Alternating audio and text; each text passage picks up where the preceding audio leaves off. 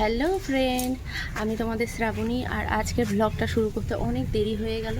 তো চলো, আজকে আমি করলা তুলব। আমাদের বাড়ির গাছে করলা হয়েছে, সেটা তুলে দেখাবো। এই দেখো, পোকায় পচে গেছে, তোলা হয়নি সময়ে। অনেক বড় হয়েছিল এটা, তো এটা তুলে নেব, নাহলে আবার পচে যাবে। এই যে তুলে নিলাম। আর কোথায় আছে দেখো, এটাও তুলে নেব, নাহলে পচে যাচ্ছে।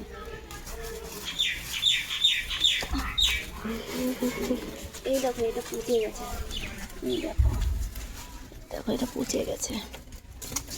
ওই দেখো, তুলে নিব, না হলে পচে যাবে।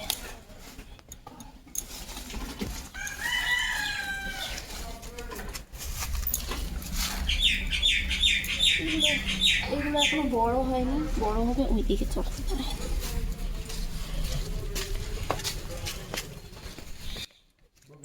ছোট্ট একটা গাছে বেশ অনেকটাই করলা হচ্ছে। আমাদের খুব আনন্দ লাগছে যে বাড়ির গাছে এরকম টাটকা সবজি হচ্ছে।